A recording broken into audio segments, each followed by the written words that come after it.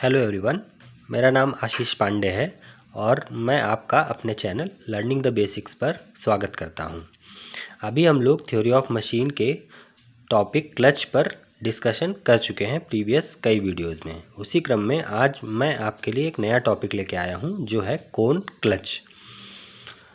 आगे बढ़ने के पहले मेरी एक रिक्वेस्ट आपसे ये है कि आप इस वीडियो को पूरा देखें। यह है कंस्ट्रक्शन ऑफ कोन क्लच। इस फिगर में जो नंबर्स हैं 1 2 3 4 5 6, इनके बारे में सबसे पहले मैं आपको बताता हूँ। तो फिगर में जो नंबर 1 है, जो ग्रीन कलर का, ये आपको दिख रहा है, दिस वन। ये ग्रीन कलर का जो पार्ट है ये है आपका फीमेल कोन, इसे हम बोलते हैं फीमेल कोन। ओके। और जो ये वाला पार्ट है, दिस वन, जो थोड़ा सा ब्लू कलर में है, ये आपका मेल कोन। नंबर 3 जो है ये आपका मस्टर्ड कलर से, ये है आपका फ्रिक्शन लाइनिंग। फ्रिक्शन लाइनिंग जो कि जनरली फेरोडो नाम के मटेरियल से बनी होती है, और ये फ्रिक्शन लाइनिंग ही जो होती है वो ग्रिप प्रोवाइड कराती है दोनों पार्ट्स में, राइट। जो ये पॉइंट नंबर 2 आपको यहाँ पर दिख रहा है, ये आपका स्प्लाइंड शैफ्ट है। स्प्लाइंड शैफ्ट से मतलब ये है कि जब भी किसी शैफ्ट, स्प्लाइंड शैफ्ट की बात करते हैं, तो जैसे एक सर्कुलर शैफ्ट ये मैं आपको शो कर रहा हूँ, इस सर्कुलर शैफ्ट के जो पेरीफेरी होता है, इस पर क्या स्लॉट्स बने होते हैं, स्लॉट्स बने होते हैं, राइट। और जो दूसरा वाला पार्ट होता है, जैसे ये इसमें जो स्प्लाइंड शैफ्ट है, इसके ऊपर आपका ये मेंबर चढ़ा हुआ है, मेल कोन।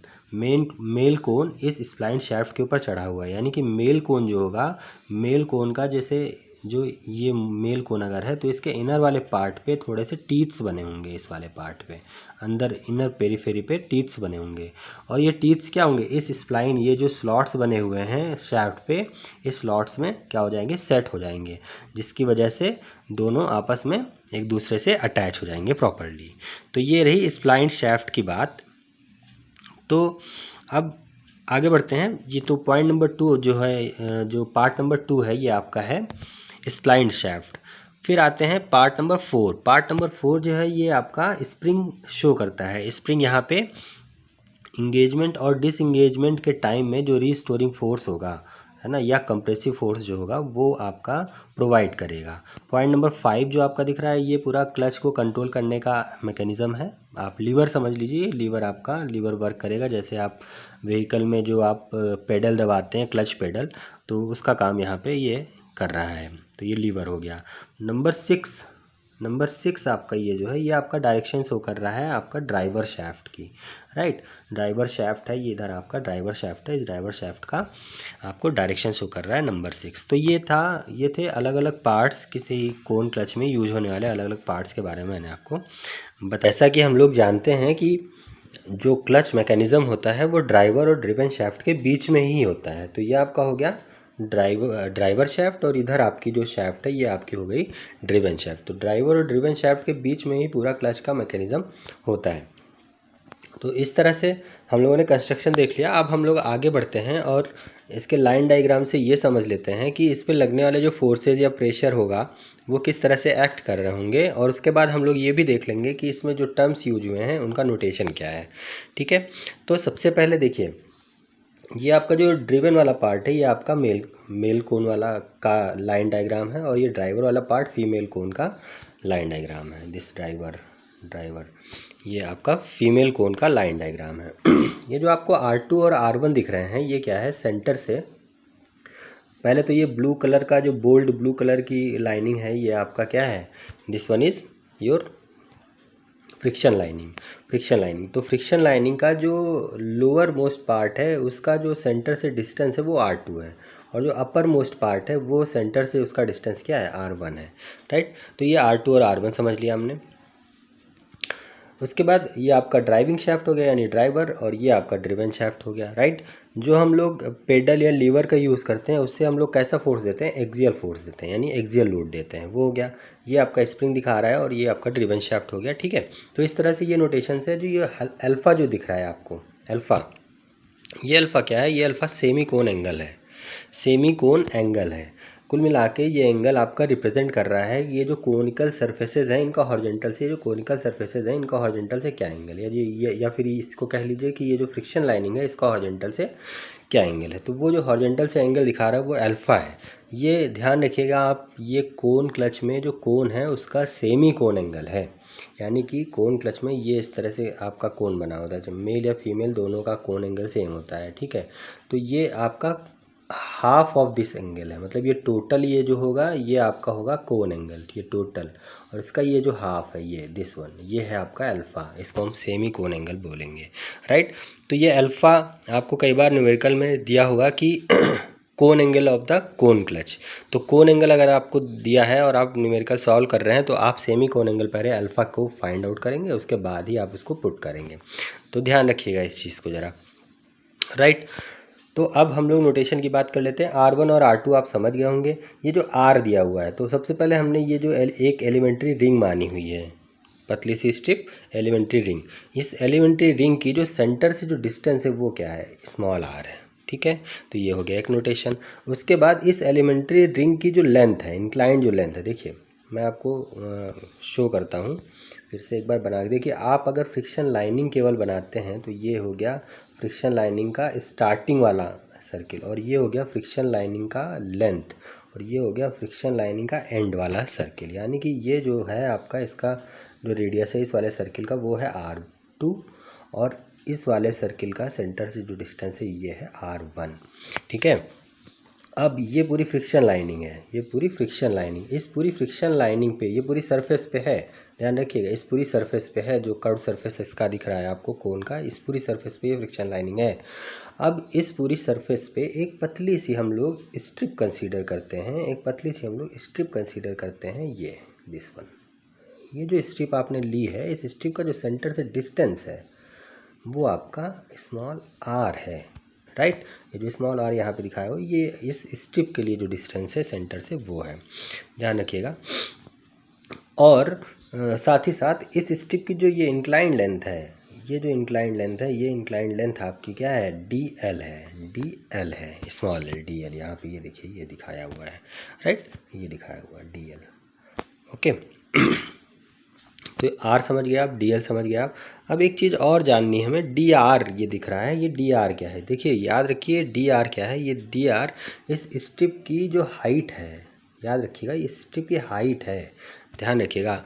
अदर हम लोग कई न्यूमेरिकल्स करते हैं जहाँ पे एक शाफ्ट होती है, उस शाफ्ट पे एक एलिमेंट्री पार्ट मानते हैं, उस एलिमेंट्री पार्ट का जो विड्थ होता है वो DR लेते हैं, लेकिन यहाँ पे क्या है, इस एलिमेंट्री रिंग का ये हाइट है DR, ध्यान रखिएगा इस बात को। आप बुक्स में देखेंगे तो आपको समझ में भी आ जाएगा, यहाँ पे भी आप देखिए यहाँ पे भी इसको हाइट के रूप में दिखाया हुआ है DR को, राइट। तो ये आप याद रखिएगा। इसके बाद देखिए इस पे लगने वाला ये कोनिकल जो सरफेस है, इस कोनिकल सरफेस पे जो लगने वाला प्रेशर है, नॉर्मल प्रेशर, वो क्या है, PN है, नॉर्मल प्रेशर PN है। तो अगर आपको नॉर्मल लोड निकालना हुआ, नॉर्मल लोड निकालना हो तो आप क्या करेंगे, normal pressure into area of this friction lining कर देंगे, PN इंटू एरिया। तो अब चूंकि हम पहले सबसे पहले क्या एलिमेंट्री रिंग की बात करेंगे, उस एलिमेंट्री रिंग पे निकलने वाले फोर्सेज, निकलने वाले लगने वाले प्रेशर, लगने वाले फोर्सेज के बारे में बात करेंगे, उसके बाद इसको इंटीग्रेट कर देंगे। कहाँ से कहाँ तक इंटीग्रेट कर देंगे, तो R2 जो लोअर लिमिट है, तो R2 से लेके R1 जो अपर लिमिट है, R2 से लेके R1 तक इंटीग्रेट कर देंगे, चाहे हम नॉर्मल लोड निकालें, टोटल लोड, एक्सियल लोड निकालें, या फिर हम लोग टॉर्क की कैलकुलेशन करें। तो यही हमें आगे करना है। तो यहाँ पे आई होप कि आपको सब कुछ क्लियर हो गया होगा। अब देखिए ये जो आपको एक और चीज़ यहाँ पे दिख रही है, ये जो W है, ये W क्या है, आपका एक्सियल लोड है, ध्यान रखिएगा W जो है एक्सियल लोड है। नॉर्मल लोड के लिए हम लोग जो यूज़ करेंगे वो WN हो जाएगा, और वो नॉर्मल लोड कैसे निकालेंगे ये हम बता चुके हैं, PN इंटू एरिया से, जो यहाँ पे एरिया किसका लेंगे, area of this inclined surface, right, यानी कि एरिया ऑफ फ्रिक्शन लाइनिंग लेंगे हम लोग, ओके। तो ये सारे थे नोटेशन। और ये B, हाँ B क्या है आपका, width of this friction lining, जो फ्रिक्शन लाइनिंग की जो लेंथ है वो लेंथ पूरी दी हुई है B, और उसी क्रम में जो एलिमेंट्री रिंग की जो लेंथ है वो हमने DL अभी आपको बता दी है कि DL मानी है। तो सबसे पहले हम लोग क्या देखेंगे, अब नोटेशन मैंने आपको समझा दिया है, यहाँ पे एक बार नोटेशन फिर से एक बार देख लीजिएगा, यहाँ कौन कौन सी नोटेशन यूज़ हुए। R आपका मीन रेडियस है जिसको R1 + R2/2 कर दिया गया है, अल्फ़ा आपका सेमी एंगल ऑफ द कोन है, म्यू जो है coefficient of friction between contact surfaces है, और जो बी है वो आपका width of the contact surfaces है, यानी फ्रिक्शन लाइनिंग ही कह सकते हैं एक तरह से। तो ये आपके सारे नोटेशंस हो गए, राइट। अब आगे बढ़ते हैं। आगे बढ़ने से पहले मैं आपको बता दूं कि कोन क्लच का जो एनालिसिस है वो सिंगल प्लेट क्लच की तरह ही करते हैं, यानी कि दोनों थ्योरीज हम लोग यहाँ पे भी अप्लाई करेंगे। एक है यूनिफॉर्म प्रेशर थ्योरी और एक है यूनिफॉर्म वियर थ्योरी। तो हम लोगों ने वहाँ पे जैसे एनालिसिस किया था ठीक वैसे ही एनालिसिस में हम लोग यहाँ पे भी आगे बढ़ेंगे। तो इसके लिए मैं आपको सिंगल प्लेट क्लच का जो भी लिंक है, वीडियो का लिंक, वो मैं आपको इसके डिस्क्रिप्शन बॉक्स में प्रोवाइड कर दूंगा। आप वहाँ से जाके डायरेक्टली देख सकते हैं कि यूनिफॉर्म प्रेशर थ्योरी क्या थी, यूनिफॉर्म वियर थ्योरी क्या थी। उसी के अकॉर्डिंग हम लोग आगे बढ़ेंगे। वैसे मैं यहाँ पे भी आपको समझाता रहूँगा बीच बीच में। तो देखिए, यूनिफॉर्म प्रेशर से मतलब है कि जो प्रेशर है वो पूरी सरफेस पे क्या है, कांस्टेंट है। सबसे पहली बात तो यही होगी। यूनिफॉर्म प्रेशर का मतलब प्रेशर जो है वो कांस्टेंट है। तो प्रेशर कौन सा लग रहा है पूरी सरफेस में, नॉर्मल प्रेशर लग रहा है, उसको हमने यहाँ पे कांस्टेंट मान लिया है, ठीक है। तो उस पी एन की वैल्यू क्या होगी, कांस्टेंट है तो कितनी वैल्यू है ये आपको फाइंड आउट करना पड़ेगा, ठीक। दूसरी चीज़, जब हम बात करते हैं इसमें एरिया की, कि एरिया कैसे फाइंड आउट करेंगे। तो देखिए, आपको इस कोनिकल सरफेस का एरिया फाइंड आउट करना होगा। इस कोनिकल सरफेस का ये एरिया है, ये पूरा एरिया, सर्कुलर पूरा एरिया है, इस पूरे एरिया को फाइंड आउट करना होगा जब आपको टोटल निकालना है। लेकिन अभी फ़िलहाल के लिए हमने क्या माना है, एक एलिमेंट्री रिंग मानी है, तो उस एलिमेंट्री रिंग का ही एरिया चाहिए। एलिमेंट्री रिंग का एरिया बताने के लिए मैंने आपको बताया कि इसमें जो हाइट है वो क्या है, डी आर है, और जो इसकी लेंथ है वो क्या है, डी एल है। इसको मैं आपको बड़ा करके दिखाता हूँ। तो बड़ा करेंगे तो ये हो जाएगा डी एल, इंक्लाइंड लेंथ हो जाएगी, और ये हाइट हो जाएगी डी आर, राइट। इसका जो हॉरिजॉन्टल से एंगल बनेगा वो क्या बनेगा, अल्फा ही बनेगा, ठीक है। कोन एंगल अल्फा था तो इसका भी हॉरिजॉन्टल से एंगल क्या बन जाएगा, अल्फा ही बन जाएगा। तो हॉरिजॉन्टल से एंगल आप अगर बना देंगे तो ये अल्फा बन जाएगा। यहाँ से ज़रा आप साइन अल्फा की वैल्यू निकाल लीजिए। तो sine alpha is equal to क्या हो जाएगा, sine alpha is equal to क्या, D R upon D L, D R upon D L, right. यहाँ से डी एल इक्वल टू क्या निकालेंगे, डी आर कॉसेक अल्फा आ जाएगा। डी एल की वैल्यू क्या आ जाएगी, डी एल इधर ले आइए, D R upon sine alpha यानी डी आर कॉसेक अल्फा हो जाएगा। डी एल की वैल्यू आ जाएगी डी आर कॉसेक अल्फा। ये हम लोग क्यों कर रहे हैं, ये हम लोग इसलिए कर रहे हैं क्योंकि हमें एरिया चाहिए उस एलिमेंट्री रिंग का, एरिया चाहिए उस एलिमेंट्री रिंग का। तो D L equal to D R cosec alpha निकाल लिया। अच्छा, अब जब हम लोग एरिया की बात करते हैं तो एरिया कैसे फाइंड आउट करते हैं। सपोज़ करिए आपको किसी सिलेंड्रिकल सरफेस का एरिया फाइंड आउट करना है, तो आप क्या करते हैं, उस सिलेंड्रिकल सरफेस का जो पेरीमीटर है बेस का, वो पेरीमीटर निकाल लेते हैं। उसके बाद उसकी जो भी लेंथ होती है उससे मल्टीप्लाई कर देते हैं। मान लीजिए इसकी लेंथ h है, तो इसका आर रेडियस है, तो पेरीमीटर क्या हो जाएगा, 2 पाई आर इंटू एच से मल्टीप्लाई कर दीजिए। तो इसका क्या आ जाएगा, ये पूरा सरफेस एरिया इसका निकल आएगा। ऐसे किसी कोन में करते हैं, कोन में क्या करना है, ये आपका रेडियस हो गया, ये आपका लेंथ हो गया। तो 2 पाई आर इंटू कोन की जो इंक्लाइंड लेंथ हो जाएगी 2 पाई आर इंटू एल। इस तरह से आप एरिया निकालते हैं। तो यहाँ पे भी जो हमने एलिमेंट्री रिंग लिया है उसका अगर आपको एरिया निकालना होगा तो क्या लेंगे, चूँकि हमने एलिमेंट्री रिंग इस तरह से मानी है, इस तरह से हमने मानी है एलिमेंट्री रिंग। इस एलिमेंट्री रिंग का जो लेंथ है वो डी एल है, ठीक है। ये तो हो गई लेंथ, और इसका जो रेडियस है सेंटर से, जो डिस्टेंस है इसका, ये क्या लिया है हमने, स्मॉल आर लिया है। तो इसका पेरीमीटर क्या हो जाएगा, 2 pi small R into length क्या हो जाएगा, डी एल हो जाएगा, राइट। तो ये इसका क्या हो जाएगा, इस एलिमेंट्री रिंग का एरिया हो जाएगा, एरिया ऑफ एलिमेंट्री रिंग हो जाएगा, ठीक है। तो area of elementary ring 2 pi R into D L हो जाएगा। वो 2 pi R into D L, ये देखिए आपको यहाँ पे दिखाया हुआ है। डी एल की वैल्यू आप अब निकाल ही चुके हैं, उसको डी आर के टर्म में रख दीजिए। तो इस तरह से आपको एरिया निकल आएगा।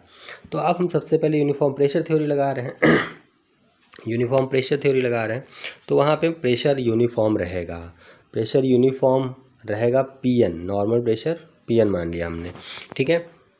तो अगर नॉर्मल लोड आपको निकालना होगा, तो नॉर्मल लोड के लिए अभी मैंने डिस्कस किया है कि नॉर्मल लोड के लिए आपको क्या लिखना है, P N into P N. किस पे है नॉर्मल फोर्स, ये है एलिमेंट्री रिंग पे। आप चाहे एलिमेंट्री रिंग पे आप लिखो, चाहे पूरे कोनिकल सरफेस पे लिखो, चाहे पूरी फ्रिक्शन लाइनिंग पे लिखो, किसी पे कहीं पे भी प्रेशर जो होगा वो कांस्टेंट ही रहेगा। तो इसीलिए एलिमेंट्री रिंग पर भी जो प्रेशर माना वो हमने क्या माना, पी एन माना। अभी जब वियर थ्योरी करेंगे तो आपको ज़्यादा और समझ में आ जाएगा। तो P N into area of the elementary ring, area of the elementary ring, और area of the elementary ring आपने निकाल लिया है 2 pi R D L, right. Put कर दीजिए आप जरा डेल्टा डब्ल्यू एन की वैल्यू। तो डेल्टा डब्ल्यू एन की वैल्यू पुट करिए आपने, तो P N into 2 pi R D R cosec alpha, 2 pi R into D L, D L की value D R cosec alpha, आपका नॉर्मल लोड आ गया। अब इस नॉर्मल लोड से आप जो है क्या कर सकते हैं, एक्सियल लोड फाइंड आउट कर सकते हैं। देखिए एक्सियल लोड का मतलब है अलोंग द एक्सिस। मैं दिखाता हूँ यहाँ पे आपको, अलोंग द एक्सिस, एक minute, just a minute, along the axis. देखिए ये जो W आपको दिख रहा है, ये जो W आपको ये क्या दिख रहा है, ये एक्सिस के अलोंग लगने वाला फोर्स है आपका। तो यानी कि ये जो W है ये एक्सियल लोड है, और जो नॉर्मल लोड है वो क्या, इस सरफेस के नॉर्मली एक्ट कर रहा है, जिधर Pn इंटू एरिया वो आएगा नॉर्मल लोड। यानी कि ये W हो गया और ये हो गया आपका WN। तो W और WN के बीच का अगर एंगल आप फाइंड आउट करेंगे तो देखिए WN कैसे लग रहा है, नॉर्मल लग रहा है, यानी ये एंगल 90 डिग्री हो गया, ये अल्फ़ा हो गया। तो ये जो W और WN के बीच का एंगल क्या हो जाएगा, 90 माइनस अल्फ़ा हो जाएगा। अब आप अपने डिस्कशन पे आइए। देखिए यहाँ पे W, डेल्टा W और डेल्टा WN चाहिए। तो देखिए डेल्टा WN आपका जो नॉर्मल एक्ट कर रहा है इस सरफेस के, ये नॉर्मल हो गया, और जो आपका W है वो आपका हॉरिजॉन्टल एक्ट कर रहा है। तो दोनों के बीच का जो एंगल है अभी मैंने आपको बताया, ये 90 माइनस अल्फ़ा हो जाएगा। ये अल्फ़ा है, ये 90 है, तो ये 90 माइनस अल्फ़ा हो जाएगा, दिस वन 90 माइनस अल्फ़ा। तो इस WN का, ये जो WN है और ये जो W है, तो WN का, इस WN का अगर आप इस पे प्रोजेक्शन डालिए तो यानी कि WN का जो हॉरिजॉन्टल कंपोनेंट आएगा, WN का जो हॉरिजॉन्टल कंपोनेंट आएगा, हॉरिजॉन्टल जो कंपोनेंट आएगा दिस वन, ये WN का हॉरिजॉन्टल कंपोनेंट आएगा WN कॉस 90 माइनस अल्फ़ा, यानी कि WN साइन अल्फ़ा आ जाएगा। और यही किसके बराबर हो जाएगा, यही बराबर हो जाएगा एक्सियल लोड के। तो WN साइन अल्फ़ा किसके बराबर है, एक्सियल लोड के बराबर है। तो WN की वैल्यू निकालेंगे अगर आप, तो WN equal to W upon sine alpha आ जाएगा, यानी कि W कॉसेक अल्फ़ा आ जाएगा, राइट। तो डेल्टा WN देखिए आप, डेल्टा W क्या हो जाएगा, delta WN horizontal component of delta WN हो जाएगा, और जिसकी वैल्यू क्या हो जाएगी, delta WN into sine alpha. Put कर दीजिए आप वैल्यू यहाँ पे, delta WN sine alpha value put कर दीजिए, किसकी वैल्यू, डेल्टा WN की जो आपने यहाँ पे निकाली है, इसको यहाँ पुट कर देंगे तो आपको ये एक्सप्रेशन मिलेगा। ये किसका एक्सप्रेशन है, एक्सियल लोड का, किस पे, एलिमेंट्री एरिया पे। तो एलिमेंट्री एरिया पे एक्सियल जो लोड लगेगा वो लगेगा 2 pi PN into R into D R, 2 pi PN into R into D R, ये लगेगा, राइट। अब आप क्या करेंगे कि इस जो वैल्यू आई है इसको इंटीग्रेट कर दीजिए आप, तो टोटल लोड कितना एक्सियल लोड आपको ट्रांसमिट करना होगा क्लच पे वो आपको समझ में आ जाएगा, कंप्लीट निकल आएगा। तो W इक्वल टू आपका आ जाएगा पाई PN R1 square minus R2 square. इसको ज़रा सा आपको सॉल्व करना है थोड़ा सा, केवल R ही जो है, R जो है वो आपका वेरिएबल है, बाकी 2 पाई PN कांस्टेंट ही है, सारे कांस्टेंट है बाहर आ जाएंगे। आप इसको सिंपली इंटीग्रेट कर लीजिए, मिल जाएगा आपको ये वैल्यू। फिर आप PN जो नॉर्मल प्रेशर है उसको एक्सियल लोड के टर्म में फाइंड आउट कर लीजिए, क्योंकि एक्सियल लोड और R1 और R2 के टर्म में आप नॉर्मल प्रेशर इजीली निकाल लेंगे। इसके बाद आप क्या करेंगे, फ्रिक्शनल फोर्स क्या होगा वो निकालेंगे, और उसकी हेल्प से हम फ्रिक्शनल टॉर्क निकालेंगे। तो देखिए फ्रिक्शन एक्ट कहाँ कर रहा है वो भी मैं आपको दिखा देता हूँ। ये चूँकि अगर आपका ये इस तरह से मूव कर रहा है क्लॉकवाइज डायरेक्शन में, तो इसकी इसी सरफेस पे तो लगेगा फोर्स, है ना। तो ये फ्रिक्शनल फोर्स हो जाएगा। और फ्रिक्शनल फोर्स क्या होता है, फ्रिक्शनल फोर्स होता है म्यू इंटू नॉर्मल रिएक्शन। तो नॉर्मल रिएक्शन यानी कि इस सरफेस पे लगने वाला जो नॉर्मल लोड होगा, यानी कि WN जो होगा वही तो नॉर्मल लोड है। तो म्यू इंटू क्या हो जाएगा, फ्रिक्शनल फोर्स आपका म्यू इंटू WN हो जाएगा, म्यू इंटू WN हो जाएगा। यहाँ पे फ्रिक्शनल फोर्स जो हो जाएगा म्यू इंटू WN हो जाएगा, ठीक है। तो अब एलिमेंट्री रिंग की बात अगर हम कर रहे हैं तो फ्रिक्शनल फोर्स एलिमेंट्री रिंग पे क्या हो जाएगा, म्यू इंटू डेल्टा WN। ये क्या हो जाएगा, एलिमेंट्री रिंग पे लगने वाला फ्रिक्शनल फोर्स हमने FR मान लिया। तो FR equal to mu into delta WN। ये देखिए FR equal to mu into delta WN, frictional force on the ring हो जाएगा ये, ठीक है। आई होप कि आपको क्लियर होगा इसमें सारा सब कुछ। FR equal to mu into delta WN, delta WN की वैल्यू आप पुट कर दीजिए, पुट कर दी तो आपको ये एक्सप्रेशन आ जाएगा। अब FR इक्वल टू, जैसा मैंने आपको फिगर में अभी दिखाया कि FR जो है इस पर टेंजेंशियली वर्क करेगा, यानी कि सेंटर से जो डिस्टेंस है, ये डिस्टेंस, ये क्या हो जाएगी, दोनों के बीच में एंगल क्या परपेंडिकुलर 90 डिग्री है। यानी कि जो रेडियस आएगी, इसकी जो भी रेडियस होगी उससे अगर मल्टीप्लाई कर देते हैं FR को, फ्रिक्शनल फोर्स को, तो आपको क्या मिल जाएगा, टॉर्क मिल जाएगा। Torque equal to F into जो perpendicular distance from the centre, F into R। तो ये टॉर्क मिल जाएगा। चूँकि एलिमेंट्री रिंग के बारे में बात कर रहे हैं हम लोग, तो उस पर टॉर्क निकालने के लिए क्या हो जाएगा, FR इंटू एलिमेंट्री रिंग का रेडियस जो कि हमने स्मॉल r माना हुआ है, तो torque TR equal to FR into R। तो इस FR की जो भी एक्सप्रेशन है इसमें R से आप मल्टीप्लाई कर दीजिए, वेरी सिंपल। टॉर्क निकल आया। अब इस टॉर्क को, ये टॉर्क कहाँ पे लग रहा है ये एलिमेंट्री रिंग पे। आप इसको इंटीग्रेट कर दीजिए R2 टू R1। जब R2 टू R1 आप इसको इंटीग्रेट कर देंगे तो आपका जो आएगा एक्सप्रेशन वो आपका फाइनल ये आ जाएगा, राइट। अब आप इस एक्सप्रेशन को पहचानते हैं। ये एक्सप्रेशन और कुछ नहीं है, जब आपने सिंगल प्लेट क्लच के लिए टॉर्क निकाला था तो T इज इक्वल टू 2/3 यही है, 2/3 म्यू और म्यू आर डब्ल्यू, ये आया था आपका final expression 2/3 mu W are. यहाँ पे आर क्या था, R1³ minus R2³ divided by R1² minus R2²। देखिए इसको थोड़ा सा और आगे अभी सॉल्व करते हैं। यहाँ पे Pn है ना, इस Pn को हम रिप्लेस करेंगे पहले किससे, W से, जिसके लिए एक्सप्रेशन आपने यहाँ पे निकाल रखा है। ये देखिए ये Pn equal to W upon pi R1² minus R2²। यहाँ Pn को आप रिप्लेस कर दीजिए सिर्फ, तो आपको T का final expression T equal to ये आ जाएगा 2/3 म्यू W। और दिस वन, ये पूरे कंप्लीट को हम क्या बोलते थे, इस पूरे एक्सप्रेशन को हम लोग R बोल देते थे, मीन रेडियस। तो 2/3 म्यू W R। और यहाँ पे सिर्फ जो डिफरेंस आया है कॉसेक अल्फ़ा, जो कि किससे डिफरेंस है, सिंगल प्लेट क्लच के केस में जो हमने टॉर्क निकाला था उसमें, और इसमें केवल इस कॉसेक अल्फ़ा का डिफरेंस है। ठीक है, आई होप कि आपको समझ में आया होगा। यहाँ से मैं आपको एक और चीज़ सिखा देना चाहता हूँ कि जब आप कोन क्लच का इस्तेमाल करते हैं तो आपको जो टॉर्क मिलता है वो हायर टॉर्क मिलता है। देखिए जो टॉर्क आपको मिलता है वो हायर टॉर्क मिलता है। देखिए उस टॉर्क में जो सिंगल प्लेट क्लच में मिला था वो मिला था 2/3 म्यू डब्ल्यू आर, ये मिला था। और यहाँ पे मिल रहा है आपको 2/3 mu W are into cosec alpha, केवल कॉसेक अल्फ़ा का डिफरेंस है। यानी कि आप ऐसे समझिए, अगर नॉर्मल लोड से अगर आप समझेंगे तो जल्दी समझ पाएंगे। देखिए ये है WN जो कि नॉर्मल फोर्स है, और ये था आपका एक्सियल फोर्स। दोनों के बीच का एंगल क्या था, 90 माइनस अल्फ़ा था, 90 माइनस अल्फ़ा था, राइट। और ये हो गया आपका, ये 90 हो गया, ये अल्फ़ा हो गया, राइट। तो देखिए जो आपने निकाला है expression WN sine alpha, W equal to WN sine alpha. देखिए W is equal to WN sine alpha, यहाँ से आएगा W is equal to WN sine alpha, WN sine alpha. यानी कि जो नॉर्मल फोर्स अगर आप कैलकुलेट करेंगे नॉर्मल फोर्स, तो वो हो जाएगा W cosec alpha, W cosec alpha. अब इस अल्फ़ा को अगर आप 0 डिग्री रख देते हैं, इस अल्फ़ा को आप 0 डिग्री रख देते हैं तो क्या हो जाएगा, W कॉसेक 0 जो कि है इन्फिनिटी, यानी WN की वैल्यू हो जाएगी क्या, इनफाइनाइट, है ना। यानी कि नॉर्मल लोड क्या हो जाएगा, काफ़ी ज़्यादा हो जाएगा, इतना ज़्यादा हो जाएगा कि आप डिसएंगेज करने में आपको बहुत ज़्यादा फोर्स की ज़रूरत पड़ेगी, या आप कर ही नहीं पाएंगे। एक तरह से समझ लीजिए कि जैमिंग कंडीशन आ जाएगी। तो अगर अल्फ़ा को कम करते हैं, यानी कि हमें कोन क्लच के केस में जो नॉर्मल फोर्स है वो क्या मिलता है, ज़्यादा मिलता है।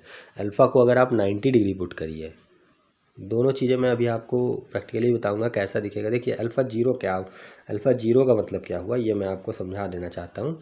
अल्फ़ा जीरो का मतलब ये हुआ कि जो दोनों कोन हैं, जो कोन हैं, देखिए एक कोन ये आपका हो गया फीमेल कोन और ये आपका हो गया मेल कोन। अब दोनों कोन्स के बीच का जो एंगल है वो क्या है, 0 डिग्री है। दोनों के बीच का जो एंगल है वो क्या है, 0 डिग्री है, क्योंकि स्ट्रेट सरफेस हो गई।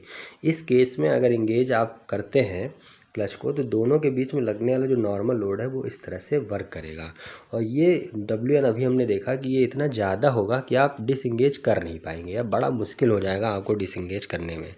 तो ये काफ़ी ज़्यादा वैल्यू हो जाती है। WN equal to W cosec alpha, alpha equal to 0 put करेंगे तो WN इक्वल टू इन्फिनिटी हो जाएगा, यानी कि नॉर्मल फोर्स काफ़ी ज़्यादा मिलेगा। इसका मतलब है आप टॉर्क काफ़ी अच्छे से ट्रांसमिट कर सकते हैं, क्योंकि टॉर्क जो है फोर्स, ये नॉर्मल फोर्स पे डिपेंड करेगा। क्योंकि फ्रिक्शनल फोर्स क्या था, mu into WN, frictional force F क्या होता, म्यू इंटू WN, और ये WN क्या है, इनफाइनाइट, तो F भी इनफाइनाइट, यानी कि टॉर्क भी बहुत ज़्यादा हो जाएगा। इस तरह से हम कह सकते हैं टॉर्क काफ़ी ज़्यादा इसमें मिल सकता है। और जब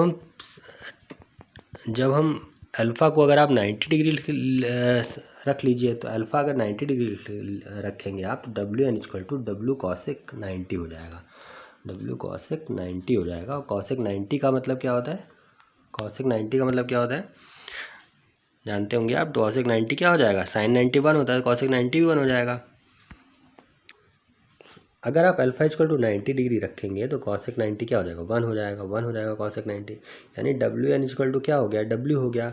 और सेम ये W N equal to W हमको कब मिल रहा था, जब हम सिंगल प्लेट क्लच का यूज़ कर रहे थे। तो यानी कि अल्फ़ा अगर ज़्यादा कर देंगे तो कोन क्लच का कोई मतलब नहीं रह जाएगा, वो वैसे ही काम करेगा जैसे कि सिंगल प्लेट क्लच काम कर रहा था, या मल्टीपल डिस्क क्लच भी काम करते हैं वैसे ही, थोड़ा ज़्यादा लोड मिलेगा।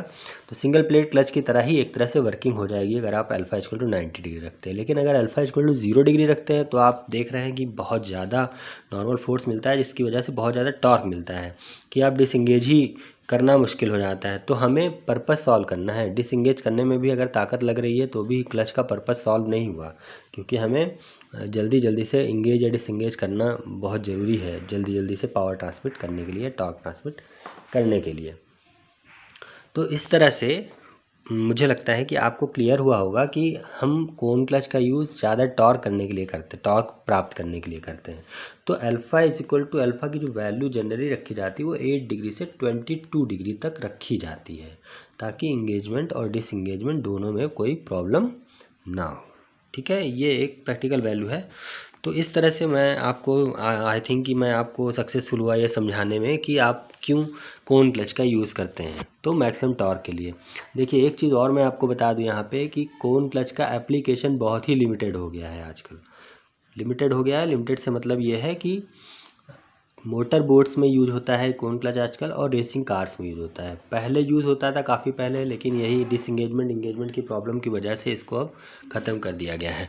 ठीक है, तो ये ऑब्सोलीट हो चुका है, बट आपके एग्ज़ाम पॉइंट ऑफ व्यू से ये इम्पॉर्टेंट है, तो आप ये भी ध्यान रखिए।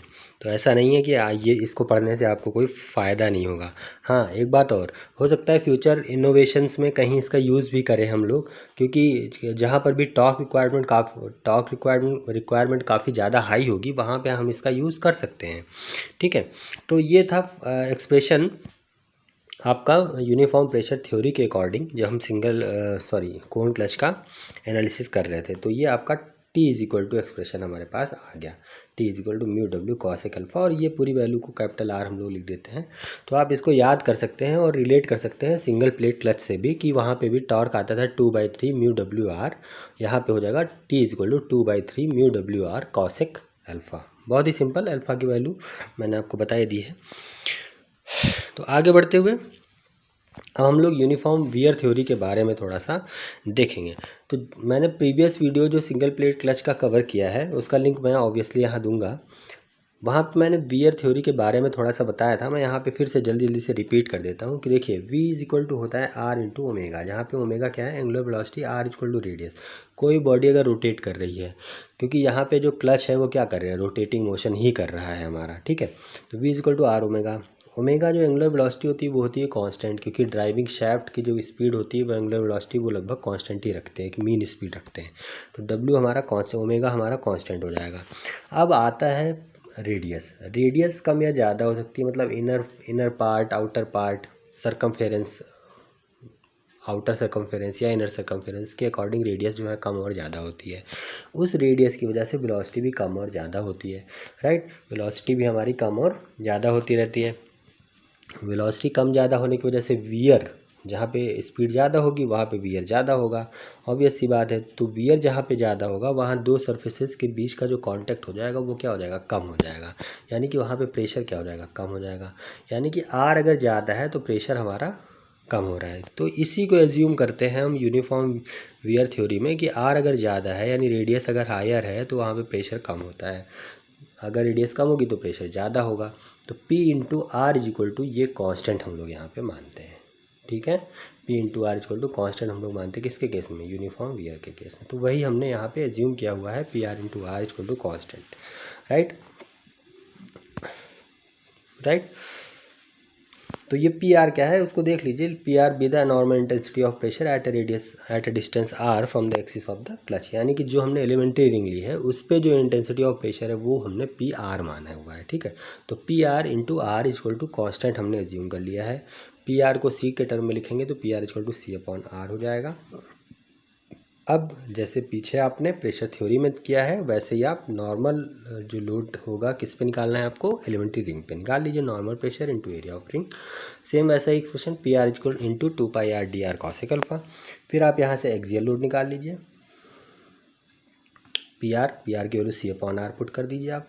ठीक है, तो ये आपका एक्सप्रेशन आ जाएगा एक्सियल लोड का, delta W equal to 2πcdr। पीछे आपने जब प्रेशर थ्योरी देखा था तो आपने नॉर्मल प्रेशर को निकाला था, यहाँ पे देखिए डब्ल्यू के टर्म में। अब चूँकि प्रेशर यहाँ पे कांस्टेंट नहीं है, यहाँ देखिए नॉर्मल प्रेशर निकाला है आपने यूनिफॉर्म प्रेशर थ्योरी में। यहाँ पे आप क्या करेंगे, यहाँ पे आपके पास प्रेशर का टर्म देखिए, जो प्रेशर है ये चेंज हो रहा है। क्यों?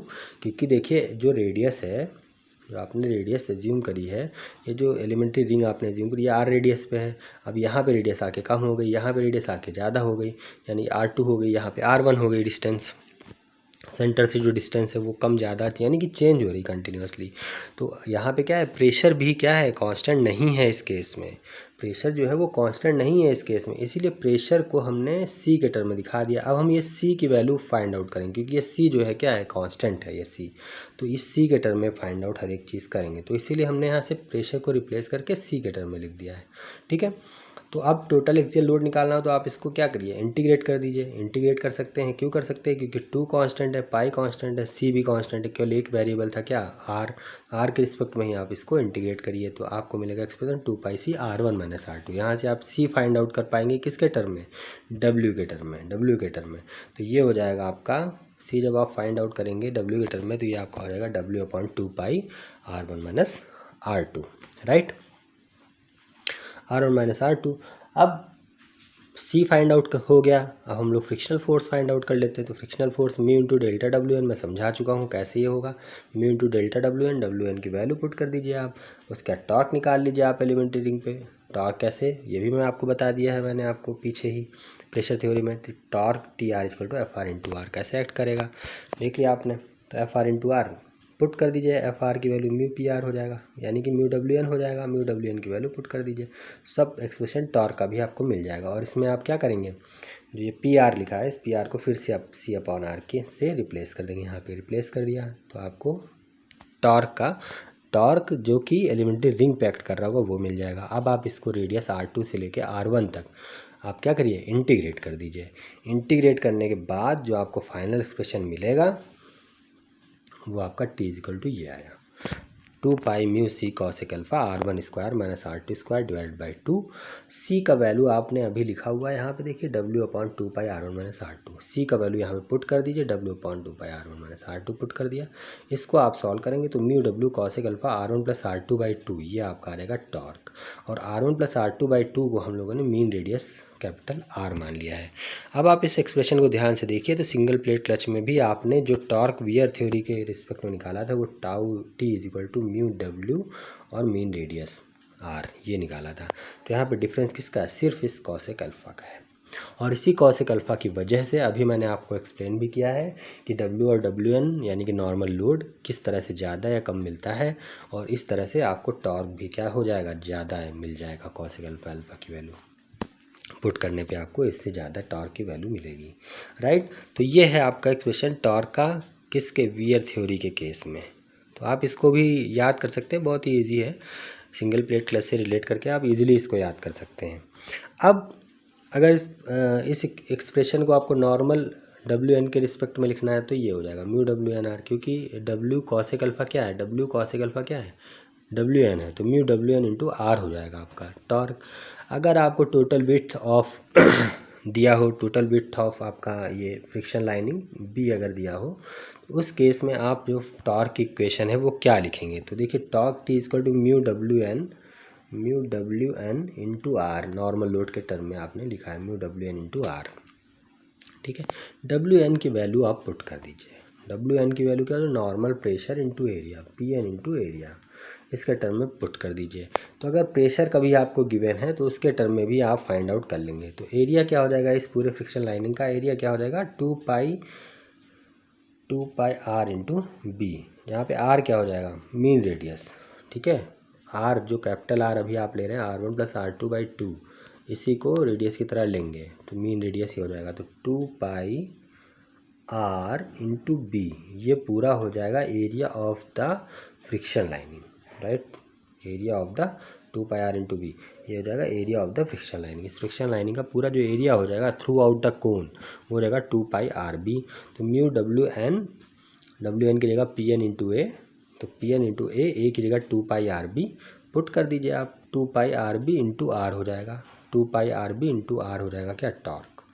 ठीक है भाई, देखिए टी इज इक्वल टू आपने लिखा है mu W N R, right, mu W N R. उसके बाद टी इज इक्वल टू हो जाएगा mu into P N into A into R, और ए क्या है 2 पाई आर बी, तो 2 पाई आर बी रखेंगे तो क्या हो जाएगा 2 pi R square B into mu, तो 2 pi R square into B into mu और इंटू पी एन, तो ये आपका टॉर्क आ जाएगा प्रेशर और मीन रेडियस और विड्थ के टर्म में, या लेंथ के टर्म में, length of the cone clutch की फ्रिक्शन लाइनिंग के लेंथ के टर्म में आपको एक्सप्रेशन मिल जाएगा। तो इन एक्सप्रेशंस का यूज़ करके आप न्यूमेरिकल सॉल्व कर सकते हैं कोन क्लच के बारे में जो भी डिस्कशन है वो यहीं तक है, और आप इसका यूज़ न्यूमेरिकल्स में या दूसरी थ्योरीज़ में कर सकते हैं।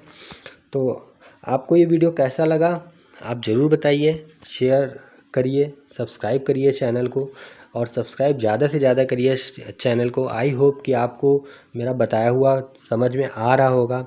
अगर नहीं आता है या कोई प्रॉब्लम होती है तो आप प्लीज़ कमेंट सेक्शन में मैसेज करिए, बताइए मुझे कि आपको कहाँ पे प्रॉब्लम आ रही है। मैं उस प्रॉब्लम को दूसरे तरीके से भी हैंडल करने की कोशिश करूँगा।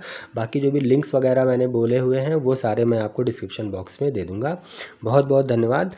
ज़्यादा से ज़्यादा सब्सक्राइब करें और शेयर करें चैनल को। Very very thank you.